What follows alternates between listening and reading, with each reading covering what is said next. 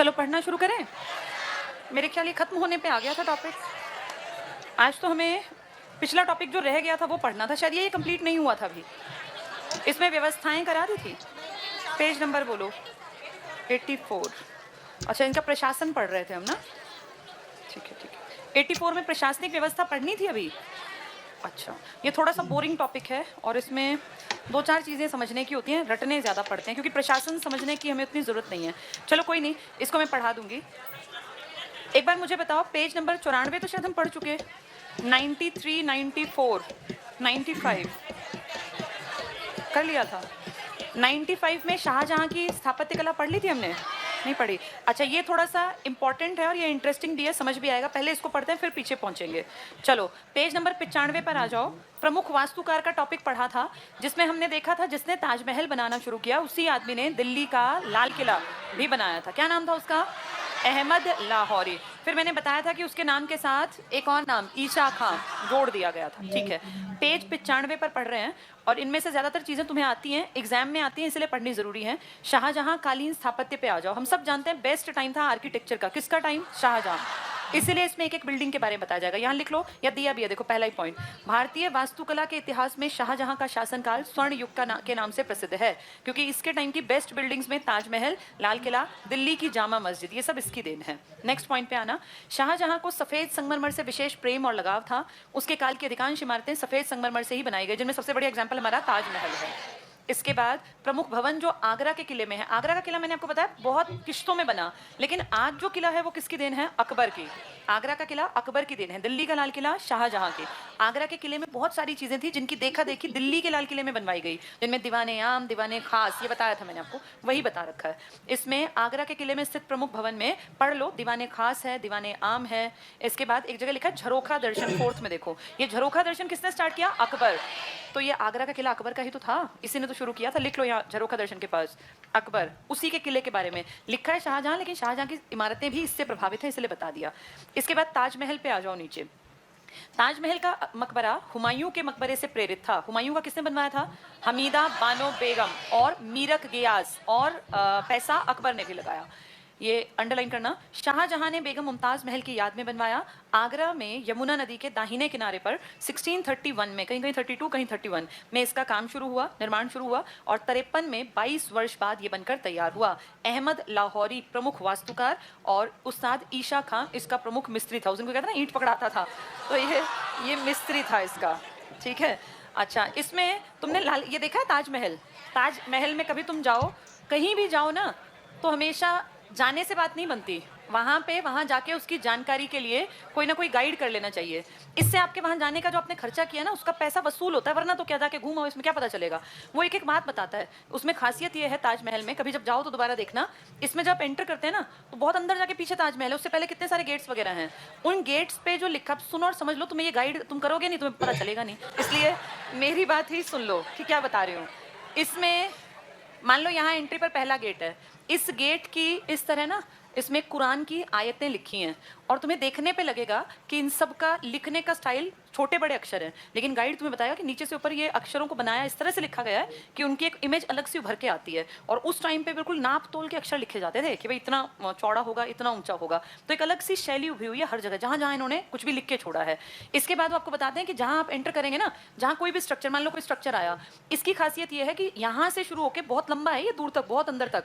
और इस पूरे में जो गए हैं उन्हें पता होगा, यहाँ से यहाँ तक खास बात ये है कि ये सारे का सारा एक सीधी लाइन में है, सारे का सारा। जैसे अलग अलग नहीं है, हमारे घरों में कमरे कोई इधर कोई इधर, ऐसे नहीं बना रखा ये ऐसे है कि पूरा 90 डिग्री पे आपको जाके वहाँ कब्र मिलती है। ये बहुत बड़ी खासियत है, ऐसी दुनिया में कहीं कहीं मिलती है। तो ये बड़ा सोच समझ के प्लान करके बनाया। किस आदमी का था प्लान ये सारा?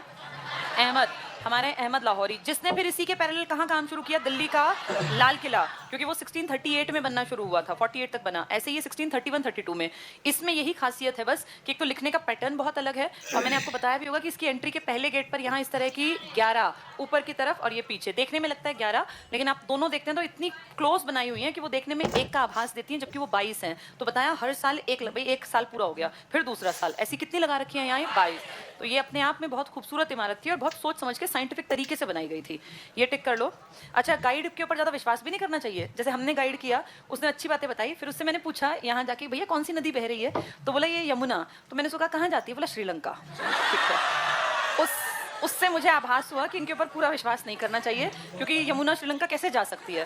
खैर, उससे मैंने कुछ कहा नहीं, अगले के कॉन्फिडेंस को क्यों लूज करना, बेचारा बताता होगा। लेकिन उसने ये स्पष्ट कहा, मैं और परिमल सर थे, कि ये श्रीलंका जाती है। यमुना कहाँ से श्रीलंका जा सकती है? तो चलो, मतलब 90% विश्वास करो, 10% थोड़ा ज्ञान भी रखो, इनका भरोसा नहीं होता। चलो आगे पढ़ते हैं ताजमहल में। अच्छा, ये हाँ, कैलीग्राफी से याद आया, एक पेपर में आया कि कैलीग्राफी है किसकी, किसने लिखी है सारी बातें, उसका नाम लिख लो। यहाँ लिखो कैलीग्राफी। कैलीग्राफी होती है सुंदर राइटिंग। ये लिखिए अमानत खान अब्दुल हक, उस आदमी का नाम है अमानत खान। तो कैलीग्राफी अपने आप में बहुत सुंदर तरीके से लिखना, अमानत खान अब्दुल हक, ये इसका पूरा नाम, अमानत खान अब्दुल हक। ठीक है, इसकी कैलीग्राफी है ये। एक बार यही पूछ लिया कैलीग्राफी किसकी है, क्योंकि वो मिस्त्री और वो तो सब याद करके आ जाते हैं, ईशा खान और अहमद लाहौरी, ये कोई नहीं याद करता। चलो, दिल्ली की स्थापत्य कला पढ़ेंगे। दिल्ली में दिल्ली की जामा मस्जिद का निर्माण 1644 में। तो जामा मस्जिद पहले बनी है लाल किला? लाल किला 48 में जाके पूरा हुआ, उससे पहले ही शुरू कर दी थी जामा मस्जिद। यहाँ लिख लो, ये लिखा है ना 1644, यहीं लिख लो लाल किला 1638 में। तो पहले ताजमहल शुरू किया उसने, ताजमहल के कुछ साल बाद उसने लाल किला, और लाल किला पूरा नहीं हुआ था उससे पहले उसने जामा मस्जिद शुरू कर दी 1644 में। शाहजहां ने लाल किले के पास करवाया। शाहजहां ने अपनी राजधानी, नई राजधानी शाहजहानाबाद का निर्माण करवाया। 1648 में इसके पूरे होने पर राजधानी आगरा से दिल्ली स्थानांतरित की गई। नई राजधानी में लाल किला बनवाया गया, जिसका डिजाइन भी किसने बनाया था? अहमद लाहौरी। कब बनाना शुरू किया ये? 1638 में। और कब तक बनाई है? 48। अब यहाँ रहेगा तो पूजा पाठ भी तो करेगा ना भाई, भगवान को याद करेंगे, तो उसके लिए क्या बनवाई? जामा मस्जिद। तो जामा मस्जिद 1644 में, जब ये पूरा होने की कगार पे आने लगा होगा, तब जामा मस्जिद बनी होगी। ये टिक कर लो। लाल किले का शिल्पकार हमीद अहमद, ये वही है, अहमद लाहौरी, उसी का नाम है ये, अहमद लाहौरी। इसकी स्थापत्य कला में वही इमारतें हैं, दीवाने आम, दीवाने खास, रंग महल और मोती महल। यहाँ एक मोती मस्जिद भी है जो इसके बेटे ने बनवाई। किसने बनवाई थी वो? अगले पेज पे आएगी, देखो। औरंगजेब कालीन प्रमुख इमारतें। औरंगजेब बहुत खर्चीला आदमी था या नहीं था? नहीं, ये तो अपने कपड़े भी खुद वो कुरान लिख के और टोपी सिलकर, तो इसने ज्यादा बर्बाद नहीं किया, बस इसने बीबी का मकबरा में पैसे लगाए थे। कहाँ पर? औरंगाबाद। बाकी इसके पिताजी बहुत बहुत बहुत पैसा खर्च कर गए, कभी जामा मस्जिद के नाम पे, कभी लाल किला, कभी ताजमहल के नाम पे। तो औरंगजेब कालीन प्रमुख इमारतों में आ जाओ। बीबी का मकबरा टिक कर लो, दक्षिण का ताजमहल कहलाता है। और ताजमहल किसको देख के बनाया था? हुमायूं के मकबरे को। हुमायूं का मकबरा अकबर और उसकी माताजी हमीदा बानो बेगम, हाजी बेगम, फिर मुमताज महल और इसका खुद का मकबरा शाहजहां का ताजमहल, फिर इसकी देखा देखी बीबी का मकबरा औरंगाबाद में। दक्षिण का ताजमहल। मोती मस्जिद, कौन सी मोती मस्जिद इसने बनवाई? लाल किले के अंदर वाली, लिख लो यहाँ, लाल किले वाली। मोती मस्जिद कई हैं, लेकिन लाल किले के अंदर जो है, यानी अपने पिताजी के शाहजहानाबाद में इसने मोती मस्जिद बनवाई। तो ये बाहर भी नहीं जाता था। उन्होंने अपनी मस्जिद कौन सी बनवाई थी? जामा मस्जिद। कब बनवाई थी? 1644 में। शहर पूरा बस के तैयार हुआ 1648 में। 49 में वो यहाँ आए, तब तक मस्जिद और शहर पूरा बसे हुए थे। नेक्स्ट में आ जाओ, मुगल कालीन प्रमुख बाग। इनके बागों की क्या खास बात होती थी? ये जहां मकबरा बनवाते थे उसके चारों तरफ ऐसे बाग होता था, और ज्यादातर मकबरे ये नदी के आसपास बनवाते थे, जिसमें सबसे अच्छा एग्जाम्पल पहले दोगे तुम, हुमायूं का मकबरा, जिसमें सबसे पहले 4 बाग के बीच में मकबरा था। ये टिक कर लो। पिंजौर बाग, औरंगजेब ने, हम जानते हैं औरंगजेब का एक भाई था फिदाई खां कोका, जिसने ये बनवाया था कि वो जाएगा लाहौर तो बीच में रुक जाएगा।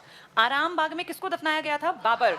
लेकिन बाबर को बाद में वहां से उखड़वा के काबुल उसके पोते ने, अकबर ने। शालीमार बाग जहांगीर के टाइम में किसने बनवाया था? नूर जहां के लिए जहांगीर ने शालीमार बाग बनवाया था। निशात बाग, शालीमार बाग, ये कश्मीर के हिस्से हैं।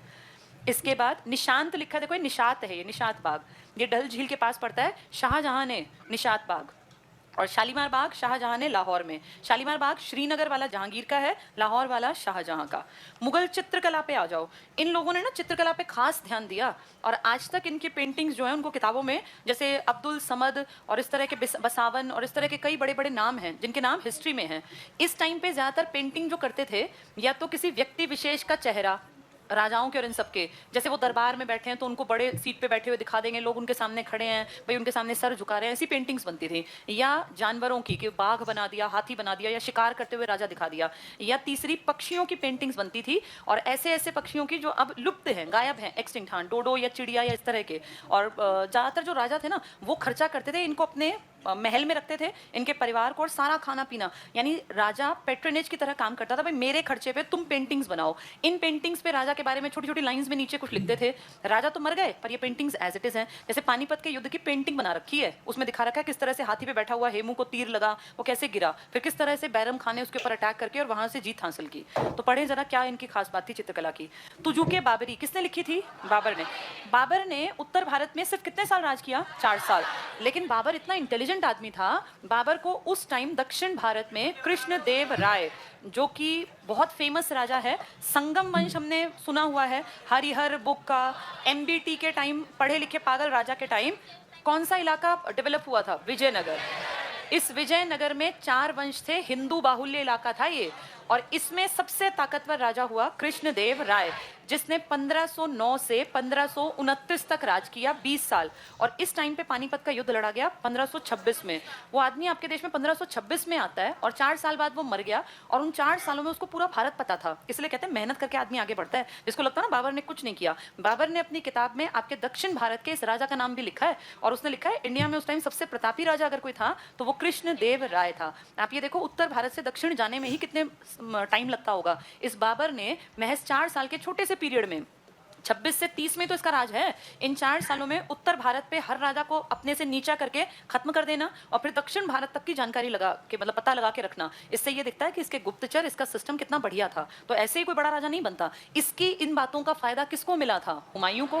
भाई पिता की प्रॉपर्टी, इन सबका फायदा हुमायूं, और हुमायूं का फायदा आगे जाके अकबर। तो अकबर कितना अनपढ़ था लेकिन कितना समझदार था, बेस्ट प्रशासक था। तो देखो ना, दादा को उस टाइम पे कितनी समझ थी। 4 साल में आदमी अपने शहर को भी नहीं जानता, और ये 4 साल में भारत को जान गया। और अपनी किताब में इसने लिखा कि दक्षिण भारत का कृष्णदेव राय बहुत प्रतापी और बड़ा राजा है। वही टिक मार्क कर लो। ये तुजुके बाबरी में बिहजाद, ये चित्रकार था कोई, बिहजाद।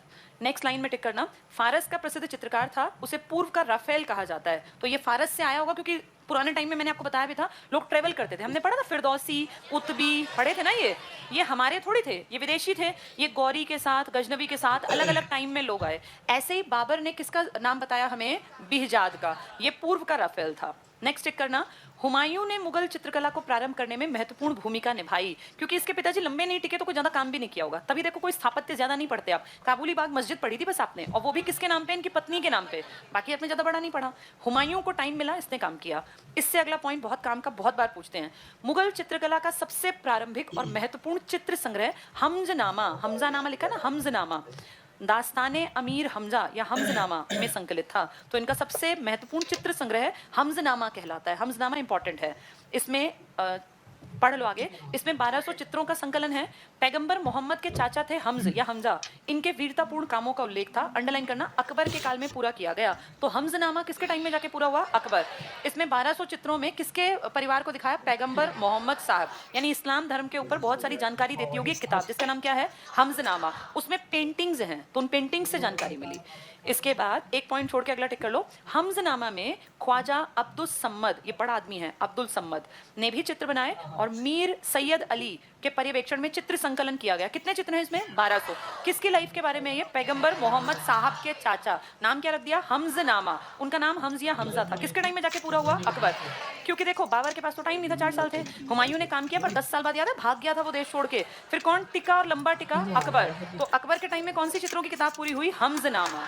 ये इनकी इंपॉर्टेंट किताब। अब नीचे आ जाओ, अकबर के प्रमुख चित्रकार। अकबर बहुत बड़ा आदमी है, सब धर्मों को बराबरी पर देगा, रखेगा, तो फिर ये कहीं ना कहीं अच्छा आदमी बनेगा। तो आर्ट का जो इज्जत करता है ना आदमी, देखो वो हमेशा, जो समझदार आदमी होता है वो प्रकृति से जुड़ा रहता है, और वो हमेशा क्रिएटिव चीजों को आगे बढ़ाता है। ये खासियत होती है, सब में नहीं होती है।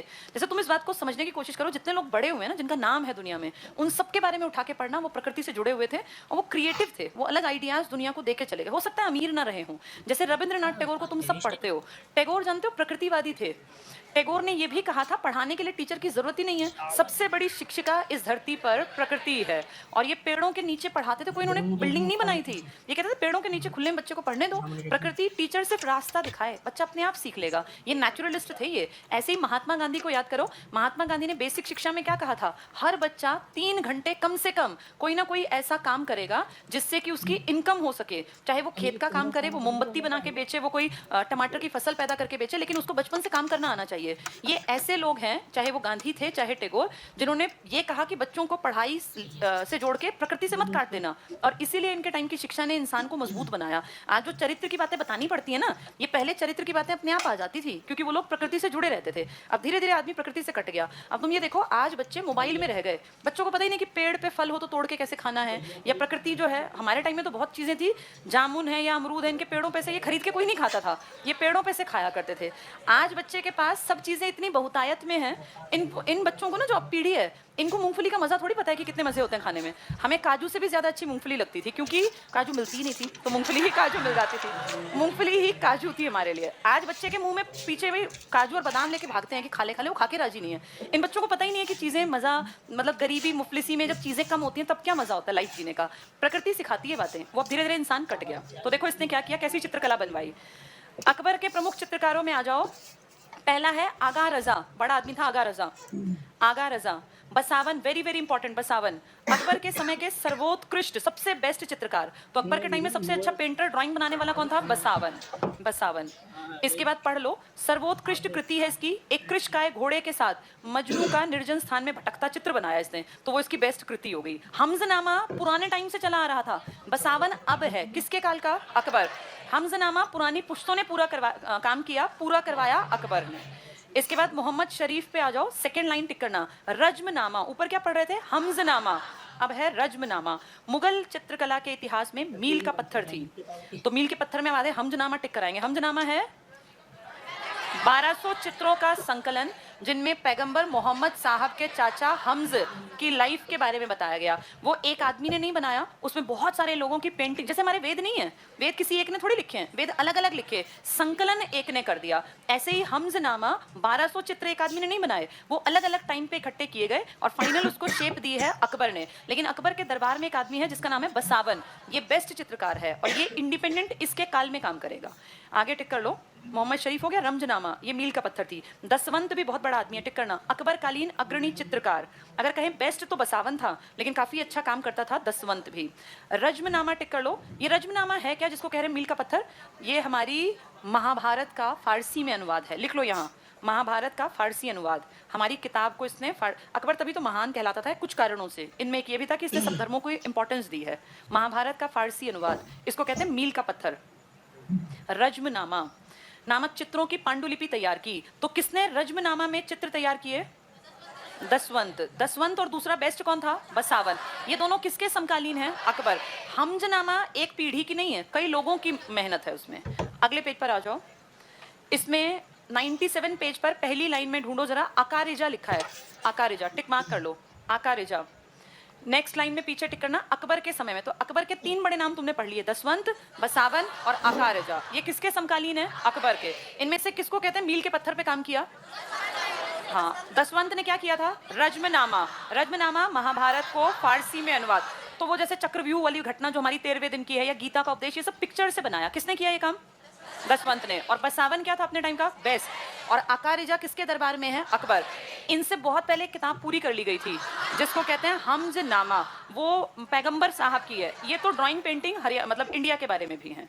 नेक्स्ट पे आ जाओ, अगले पॉइंट पर। अकबर के समय में पहली बार भित्ति चित्रकारी की शुरुआत हुई, मुगलों की। वैसे भित्ति चित्र हमारे ऐतिहासिक पुराने भी थे। इसमें तीसरी लाइन पीछे टिक करना, चित्रों में त्रिविमय प्रभाव, 3D इफेक्ट चित्रों में, जैसे उभरता हुआ दिखे 3D इफेक्ट। किस राजा के टाइम में, अकबर। अकबर के 3 नाम याद रखते हैं, अकारिजा, दसवंत और बसावन। दसवंत का नाम मील का पत्थर में और रज्मनामा में, और बसावन उसका बेस्ट चित्रकार था। अब आ जाओ जहांगीर कालीन। ज्यादा शौक किसको था पेंटिंग का, जहांगीर, तो इसके टाइम में ज्यादा पैसा खर्च करेगा, ये इंपॉर्टेंट है। पहला टिक करो, बिशन दास, बहुत बहुत बहुत इंपॉर्टेंट, अग्रणी चित्रकार। छवि चित्र बनाता था ये मानव आकृति के, इसका विशेषज्ञ था। छवि चित्र इस काल में चरम पर पहुंच गए। बहुत सुंदर ड्राइंग्स आदमियों के, और मैंने बताया जहांगीर शौकीन था, ये अपनी तरह तरह की पेंटिंग्स बनवाता था। कौन था ये इस तरह से ड्रॉ करने वाला? बिशन दास। इसके पिताजी के टाइम के 3 हैं, बसावन, अकारिजा और दसवंत। इसमें देखो कई इंपॉर्टेंट निकलेंगे जिनमें बिशन दास पहला पढ़ लिया। इसके बाद अबुल हसन पे आ जाओ, अकारिजा का पुत्र। अकारिजा किसके काल में है? अकबर। तो अब अकबर का बेटा आया तो उसका भी बेटा आ गया, ये टिक कर लो, अबुल हसन। इसमें अंडरलाइन करना, प्रमुख चित्र था चित्र की रंग योजना। तुजुके जहांगीरी की मुख्य पृष्ठ पर जहांगीर का सिंहासनारोहण का चित्र बनाया। लंदन की लाइब्रेरी में अबुल हसन का एक चित्र मिला, पढ़ लो बस, जिसमें चिनार के वृक्ष पर असंख्य गिलहरियां अनेक मुद्राओं में चित्रित हैं। ये कृति very very important, double tick करना। अबुल हसन और मंसूर दोनों बहुत बड़े नाम हैं। अबुल हसन, मंसूर किसके दरबार में हुए? ये जहांगीर। अबुल हसन किसका लड़का है? अकारिजा, जो किसके दरबार में था? अकबर के में। ये बहुत इंपॉर्टेंट, वेरी इंपॉर्टेंट लिख लो। ये पूछते हैं अबुल हसन और मंसूर किसके दरबारी चित्रकार थे? तो जहांगीर के, जहांगीर के। अकारिजा का बेटा है अबुल हसन। अगले पॉइंट में टिक करना, जहांगीर के शासनकाल में मुगल चित्रकला अपने चरम पर थी।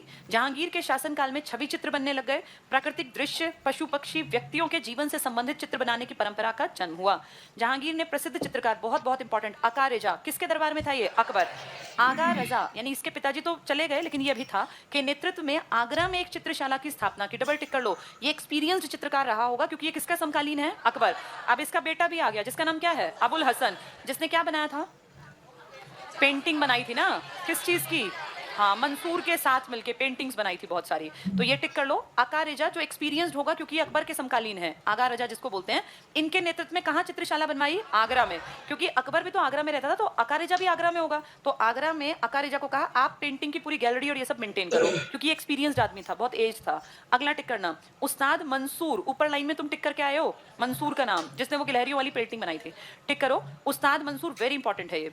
जहांगीर ने उस्ताद मंसूर और अबुल हसन, हसन किसका लड़का? अकारिजा का, को क्रमशः इनको उपाधि दी, नादिर उल अस्र और नादिर उल जमा, दोनों को उपाधि दी है, की उपाधि प्रदान की। और इसके पिताजी को क्या कहा कि आप आगरा में चित्रशाला मेंटेन करो। किसके पिताजी को?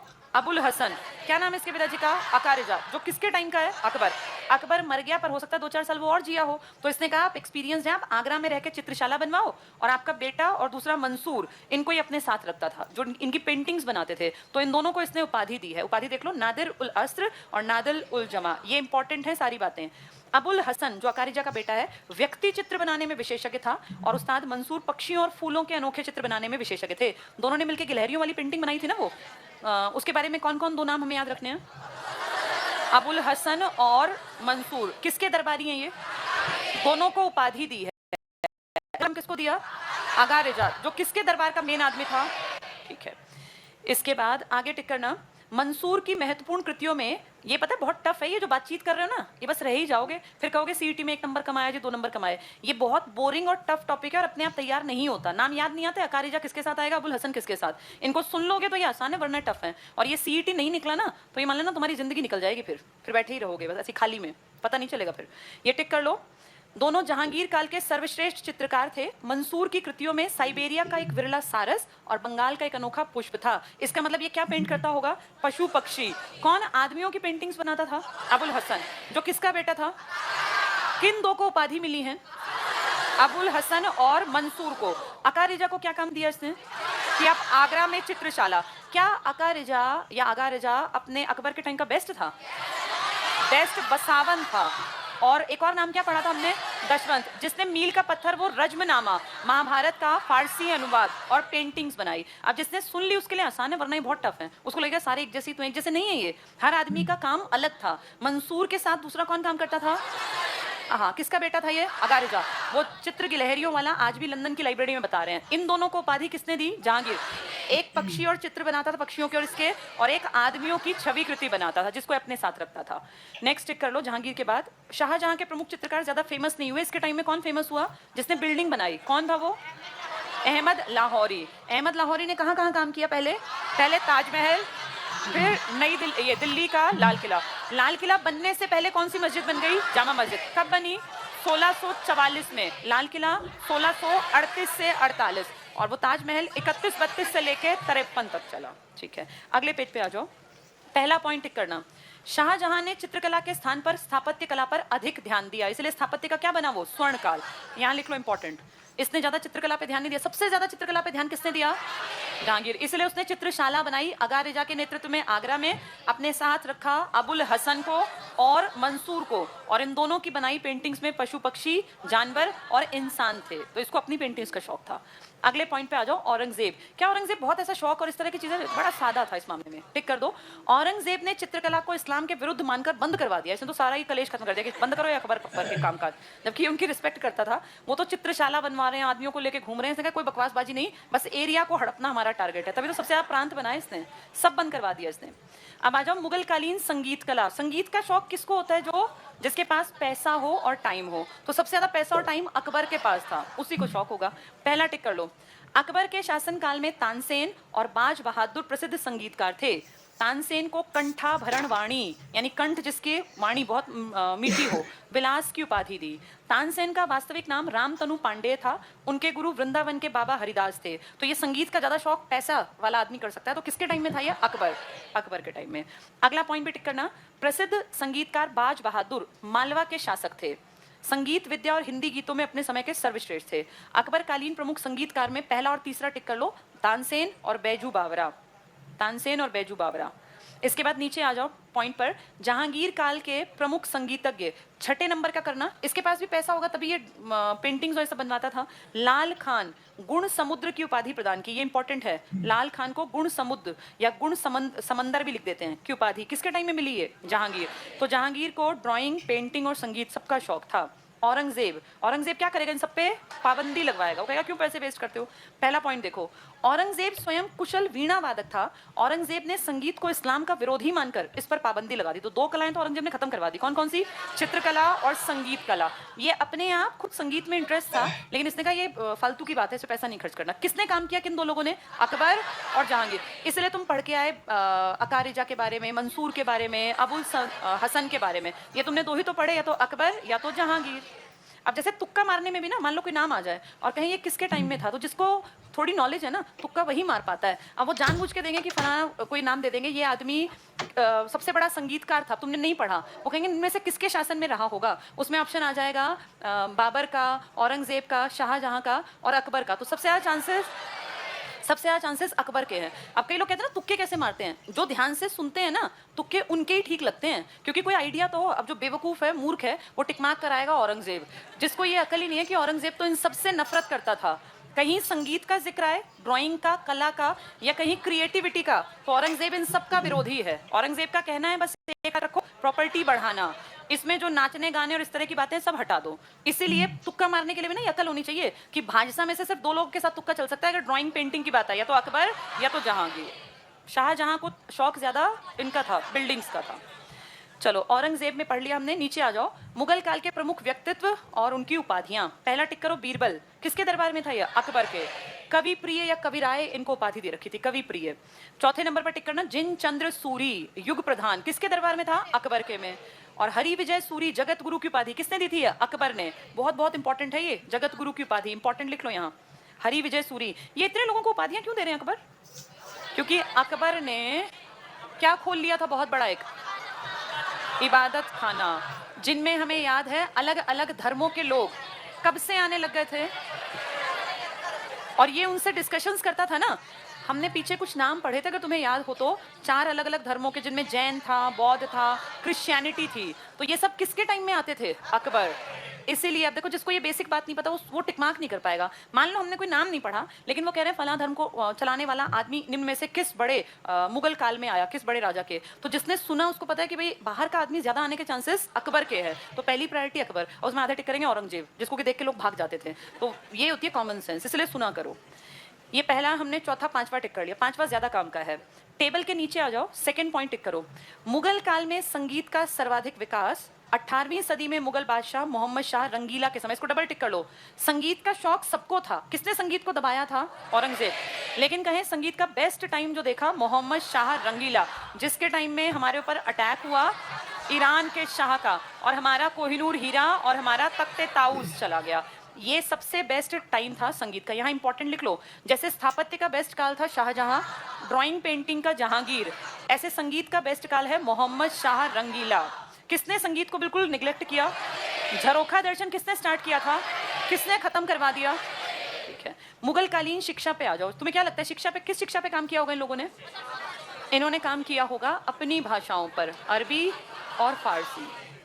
लेकिन हम ये भी जानते हैं कि अकबर ने सब धर्मों की बराबरी पे काम किया, इसीलिए हम अपनी लोकल भाषाओं को भी आगे बढ़ाते रहे। और ये वही काल था जब ब्रज और अवधी ये वाली बोलियां भी चली, क्योंकि कबीर भी तो इन्हीं के आसपास का टाइम का आदमी है। ये कबीर, रैदास, रसखान, पीछे चैप्टर याद है तुम्हें पढ़े थे, पीपा तो तुम्हें याद ही होगा, वो सब भी तो इसी काल के थे। कौन से काल के हैं वो? मध्यकाल। इसका मतलब इस टाइम पे भाषाएं ये बढ़ी, लेकिन लोकल भाषाएं जो अपनी थी हमारी, इसमें भी लोगों ने कहीं ना कहीं चीजों को आगे बढ़ाने का काम किया। चाहे किताब नहीं लिखी, किताब लिखने में लगता है खर्चा, वो लिखवाता था राजा। राजा ने ज्यादा किसको बढ़ावा दिया? अरबी फारसी। और अरबी फारसी के माध्यम से क्या बढ़ी फिर? उर्दू। इसलिए उर्दू का आज तक दबदबा है। बॉलीवुड के तो सारे सॉन्ग्स जो थोड़े ठीक ठाक लिखे गए ना, वो उर्दू भाषा का यूज ज्यादा करते थे। चलो शिक्षा पढ़ लेते हैं। बनारस हिंदू शिक्षा का बड़ा केंद्र था एक टाइम पर। अकबर के टाइम तो सब चीजें अच्छी चल रही थी। अकबर ने फारसी को राजभाषा बनाया, इसको टिक कर लो। अकबर ने राजभाषा क्या बनाई? फारसी। अगला पॉइंट टिक करना, हुमायूं ने दिल्ली में मदरसा-ए बेगम की स्थापना की। दिल्ली में इन्होंने मदरसा खोला। इसके बाद बाकी उतने सारे नहीं पढ़ने, अगले पेज पे आ जाओ, क्योंकि सारे पढ़ के याद नहीं हो सकते ना। नीचे देखो एक टेबल दिया है मुगल कालीन साहित्य का, ये भी सारे याद नहीं करने होते, लेकिन कुछ कुछ याद करने होते हैं। पहला टिक कर लो गुलबदन बेगम, क्या लिखी इन्होंने? 9वें नंबर पर टिक करना फैजी। कौन है फैजी? अकबर के नवरत्नों में से 2 भाई थे, एक अबुल फजल और एक फैजी। टिक कर लो फैजी सरहिंदी। इसने अकबरनामा लिखी। लिखता तो अकबर, अगर वो पढ़ा लिखा होता तो अकबर की जीवनी लिखी, उसने आत्मकथा नहीं लिखी। किसने लिखी है? फैजी ने। फैजी का भाई कौन है? अबुल फजल। जो अबुल फजल जो इसी का अकबरनामा जो इसका पार्ट है वो लिखेगा, आईने अकबरी जिसको बोलते हैं। 16th नंबर पे टिक कर लो जहांगीर। ये तो अपनी किताब खुद लिख देगा, तुझू के जहांगीरी। किसका शौक था इसको? चित्रकला का। संगीत का बेस्ट टाइम? मोहम्मद शाह रंगीला। ड्राइंग पेंटिंग का बेस्ट टाइम? जहांगीर। बसावन किसका बेस्ट था? आगा रजा किसके टाइम में था? लेकिन आगा रजा को काम किसने दिया ज्यादा? क्या काम दिया? आगरा में चित्रशाला। इस आगा रजा के बेटे का नाम क्या था? हाँ, अबुल हसन, जो किसका साथी था? मंसूर का, जिन दोनों ने मिलकर ड्राइंग बनाई थी। चलो अगले पेज पे आ जाओ। इसमें 36वें नंबर पर बाबर टिक कर लो। तुजू के बाबरी, बाबरनामा। किस भाषा में है ये? तुर्की में। 39 नंबर पर लिखा है मुबाइयाँ। देखना मुबाइयाँ, यहाँ लिख लो पद्य शैली। मुबाइयाँ किसने दी है हमें? अकबर ने। यहाँ लिख लो, ये सॉरी बाबर ने लिख लो पद्य शैली। मुबाइयाँ 39 नंबर पर। 46 नंबर पर जहांगीर लिखा है, तुजू के जहांगीरी, जहांगीर की आत्मकथा। 58 पर आ जाओ अगले पेज पर। बादशाहनामा, अब्दुल हमीद लाहौरी। ये वही है कौन? जिसने ताजमहल और लाल किले का निर्माण करवाया। ताजमहल कब? 1631 और ये वाला 1638 में, और वो जामा मस्जिद 1644 में बनी। लाहौरी के बाद 65 टिक करना अबुल फजल। अकबरनामा का एक पार्ट है। कौन सा पार्ट? आईने अकबरी। इसका मतलब अकबर के लिए उसके नवरत्नों में से 2 आदमियों ने काम किया लिखने का, ये थे फैजी और अबुल फजल। अकबरनामा का पार्ट है आईने अकबरी। इसके बाद नीचे आ जाओ बी पार्ट पर, हिंदी, संस्कृत और क्षेत्रीय साहित्य का क्या हुआ जब ये अकबर वगैरह थे। पहला टिक कर लो मोहम्मद जायसी। हम सब जानते हैं मलिक मोहम्मद जायसी, पद्मावत की रचना की थी इन्होंने। टिक कर लो पद्मावत। हिंदी का पहला ग्रंथ माना जाता है। कितनी अजीब बात है ना, जब हमारा पूरा काल ही हिंदुओं का था तब कोई ग्रंथ हमें नहीं मिला। कौन से काल की बात कर रही हूँ मैं? कौन सा काल था वो? प्राचीन भारत। प्राचीन भारत में आप जो मेन पढ़ के आते हैं, एक तो हड़प्पा, ये तो चलो हमारे बारे में क्या लिखते हैं हमें पढ़ना नहीं आया। फिर क्या था? वैदिक काल। फिर क्या था? मौर्य काल, अगर हम बड़ी बड़ी बात करें। और फिर था गुप्त काल। इसके बाद गुप्तोत्तर आया, फिर वो खत्म बराबर हो गए ना। लास्ट में बड़ा राजा जो था जिसका नाम तुम जानते हो, हर्षवर्धन। और ये 7वीं शताब्दी के बाद तो आपके ऊपर अटैक होने लग गए थे, क्योंकि 712 में आपने पढ़ा था मोहम्मद बिन कासिम। यानी इतने तक कोई जो लिखा गया वो आपके पास हो, तो उसमें अगर हम देखें तो यहाँ इनमें तो कुछ था ही नहीं हड़प्पा में। तो वैदिक काल के हमारे पास सेफ पड़े हैं वेद, लेकिन वेदों में ना प्रार्थना, भगवान की तपस्या, तप, यज्ञ, ये सब चीजें ज्यादा हैं। नॉर्मल लाइफ की बातें उतनी नहीं है। मौर्यों की बात करें तो इस टाइम पे आपके बारे में एक विदेशी ने किताब लिखी थी, इंडिका। अब उसने जैसा हमें देखा वैसा लिख दिया। जैसे हमारे देश के आंतरिक हिस्सों में क्या था ये तो हमें पता था ना। अब आपको आज कोई अंग्रेज आए तो आपके बारे में वो जितना उसे दिखेगा समझ में आएगा उतना लिख देगा।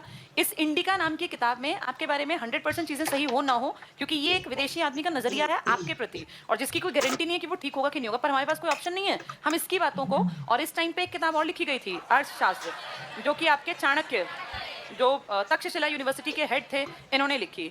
गुप्तों की बात करें तो इस टाइम पर आपके देश में स्वर्ण काल है, गुप्त। लेकिन दुख की बात यह है कि गुप्तों की भी बहुत ज्यादा लिखित में आपको जानकारी कहाँ मिली? आपकी बहुत सारी बातें तो विदेशियों की किताबों से आपको पता चली कि गुप्तों का ऐसा काल था। इनके टाइम में जो विदेशी आए ना, उन्होंने लिखा कि इस टाइम पे इंडिया बहुत बढ़िया था, किसी घर में ताला नहीं लगता था और इंडिया का समाज बहुत बहुत बढ़िया था। हमें हमारे बारे में विदेशी बता रहे हैं, ये बाहर के आदमी। इस टाइम के काल को आप बेस्ट मानते हैं, लेकिन आपके पास लिखित सामग्री है पर उतनी भी नहीं है कि क्या करें, जिसको हम कहें बहुत बहुत सारी चीजें। हाँ, मंदिर मिलने लग गए थे इस टाइम पर, इससे पहले मंदिर नहीं थे। इस टाइम में पक्की ईंटों का प्रयोग देखा गया, जो पहले कहाँ था?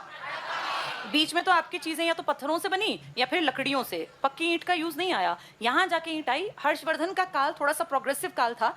इस टाइम में भी आपने किताबें देखी तो हर्ष के ऊपर हर्षचरित किताब थी, बाणभट्ट की ना। हाँ, लेकिन हम ये मानते हैं कि बाणभट्ट जैसे जो लोग थे, उन लोगों ने भी थोड़ा बढ़ा चढ़ा के लिखा होगा। ठीक है, अच्छी बात, अपने राजा की सब बड़ाई करते हैं, पर इस काल की जानकारी से ज्यादा ऑथेंटिक जानकारी आपको मिल पाई मध्यकाल की। कारण समझो, इस काल के जो राजा थे ना, इन्होंने अपने दरबारों में ज्यादा बड़े चित्रकार, संगीतकार टाइप के लोगों को नहीं रखा। इन्होंने अपने टाइम में जो पैसा था ना, उसको प्रॉपर्टी बढ़ाने पे लगाया। मध्यकाल में अभी आप पढ़ के आ रहे हैं, अकबर के पास बहुत सारा कामकाज, उसने दुनिया भर के आदमी रखे थे। ऐसे ही जहांगीर ने, तो जो पैसा खर्च करता है ना, उसका नाम बिकता है। अब इन्होंने मध्यकाल में खूब पैसा खर्च किया चीजों पर, तो धीरे धीरे धीरे साहित्य में इनका हर जगह नाम आ गया, और फिर ये खुद पैसा खर्च करके अपनी जबान को आगे बढ़वा रहे हैं। अब जैसे इस टाइम को देखें, इस टाइम आपकी जबान में एक तो बदलाव बहुत आ रहा था। जैसे आपकी वैदिक संस्कृत यहाँ से स्टार्ट होके और यहाँ तक हिंदी तक की यात्रा पर आ गई, तो वैदिक संस्कृत, लौकिक संस्कृत, पाली, प्राकृत बहुत बदली। तो किसी ने ज्यादा पैसा नहीं लगाया, इसीलिए आपको इनकी जानकारी के सोर्सेज जितने मिलते हैं ना, उन सब में आपको लगता है कोई विदेशी की किताब है, कोई राजा की बड़ाई करने के लिए लिखी गई। लेकिन क्योंकि इस टाइम तक आते आते लोगों ने साहित्य पे पैसा खर्च करना स्टार्ट कर दिया, इसीलिए आपको इस टाइम की ढेरों किताबें मिलती हैं। और इस काल का एंड आते आते तो अंग्रेज भी आपके देश में आ गए, जो कि प्रिंटिंग प्रेस जर्मनी से लेकर आए थे, गुटेनबर्ग ने बना दी थी। तो उन सबका फायदा आपको ये मिला कि आपसे जुड़ी हजारों किताबें आज अवेलेबल हैं इस टाइम की, मध्यकाल के बाद की। मध्यकाल में भी किताबें हैं, लेकिन मध्यकाल में किताब लिखने में कौन कौन सी भाषा यूज की गई? फारसी और अरबी। क्योंकि देखो, जो राजा है, जो पैसा खर्च कर रहा है, वो अपनी भाषा में लिखवाएगा, क्योंकि उसको पढ़नी। उसने तो आपका रज्मनामा करके वो जो चेंज कराई महाभारत, वो भी अपनी में करवा ली ना, फारसी में। इनको बढ़ावा दिया गया, छुटपुट आपकी चीजें चली, लेकिन उतनी नहीं चल पाई। जल्दी से टिक करेंगे। मोहम्मद जायसी, ये मध्यकाल का पहला बढ़िया किताब है। पद्मावत, हिंदी का पहला ग्रंथ। इससे पहले जितने ग्रंथ हैं वो किस भाषा में है? संस्कृत में। जैसे हर्षचरित किस भाषा में है? संस्कृत में है। वेद किस में है? संस्कृत। तो हिंदी का पहला महाकाव्य क्या है? पद्मावत। किसने लिखी? मलिक मोहम्मद जायसी ने। ये हिंदी को डबल टिक कर लो, लिख लो, पहले संस्कृत में थे। इससे पहले किताबें थी, लेकिन संस्कृत में थी। इसके बाद अगले पेज पर आओ, ऊपर से दूसरा टिक करो, तुलसीदास। अब ये क्या है? राजा के अंडर है या इंडिपेंडेंट है? ये इंडिपेंडेंट। तो ये लोकल भाषा को बढ़ावा देंगे, टिक करना। अवधि में रामचरितमानस लिखी। आगे क्या कहते हैं, पढ़ लो इसे। ग्रियर्सन ने हिंदुस्तान के लोगों की बाइबल बताया। तो हमारी किताब को अवधि में लिखी तुलसीदास की रामचरितमानस को एक विदेशी ने कह दिया ये इंडियंस की बाइबल की तरह है। तुलसीदास टिक कर लो। विनय पत्रिका, दोहावली, कवितावली, गीतावली, ये तुलसीदास की हैं। सूरदास टिक कर लो। सूर सागर। अब ये किस भाषा में लिखी गई हैं? ब्रज में और अवधि में। लेकिन इनको राजा ने पैसा नहीं लगाया, ये पैसा लोगों ने आपस में थोड़ा बहुत इकट्ठा करके लगा दिया। राजा ने पैसा लगाया अवधि, इस पर, फारसी और अरबी पर। इसके बाद 13वें नंबर पर टिक करो, पंडित जगन्नाथ, रस गंगाधर और गंगा लहरी। 15वें नंबर पर टिक करो, रसखान, प्रेम वाटिका लिखी। 16वें नंबर पर नंददास ने रास पंचाध्यायी। ये सब तुम्हें याद है? तुमने रसखान और ये सब 6ठी, 7वीं, 8वीं में दोहों में पढ़ रखे हैं। वो दोहे ब्रज और अवधि में थे। किस काल के हैं वो? मध्यकाल के। वो हम बस वहां पढ़ते हैं फिर भूल जाते हैं। तो सोचो, हमने उसको अपनी लाइफ का भी पार्ट नहीं बनाया, जबकि अकबर, मुगल और ये सब चीजें हम बचपन से पढ़ते हैं और बड़े होने तक पढ़ते ही रहते हैं, सुनते ही रहते हैं। रसखान का, कबीर का या रैदास के दोहे आपने 6ठी, 7वीं, 8वीं में कितने पढ़े थे? बस सरलार्थ करना है, 5 नंबर लेने हैं, यही हमारा टारगेट था ना। इसलिए उनको बढ़ावा नहीं मिला, हमने भी तो नहीं दिया ना आगे आके। अगले इस पे आ जाओ, लास्ट टेबल पे। अनुदित पुस्तकें जो लिखी ही नहीं गई, छपी नहीं। पहली टिक कर लो, महाभारत, या छपी तो जो फेमस नहीं हुई। महाभारत रज्मनामा, अंडरलाइन करना। फैजी के निर्देशन में महाभारत का अनुवाद हुआ, और इसको क्या कहा इन लोगों ने? हमारा ये मील का पत्थर है हमारे लिटरेचर में। इसके बाद तीसरे नंबर पर बिल्कुल पीछे फैजी लिखा है, फैजी। इसने रामायण का अनुवाद किया। ये देखा कितने समझदार हैं ये इस्लाम धर्म वाले, लेकिन इंडिया के सनातन धर्म की बेस्ट किताबों को भी ये अपनी जबान में ट्रांसलेट करा रहे हैं, ताकि इनकी जनता भी पढ़ सके। हम तो यही हैं, लेकिन इनकी जनता भी पढ़ सके। ये फैजी ने किया। 6ठे नंबर पर आ जाओ, दारा शिकोह, बहुत पढ़ा लिखा आदमी था ना, काबिल आदमी था।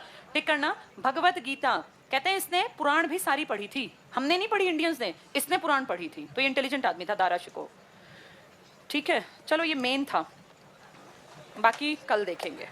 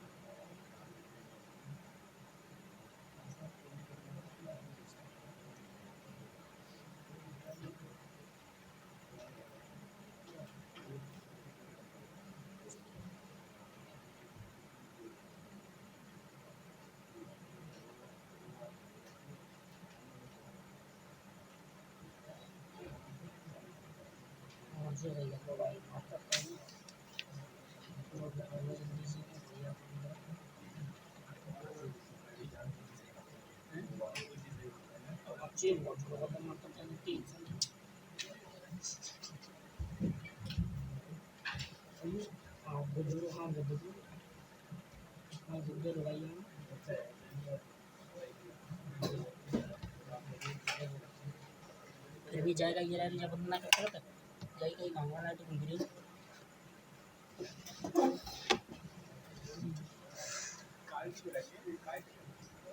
अरे सही है यार अभी भी है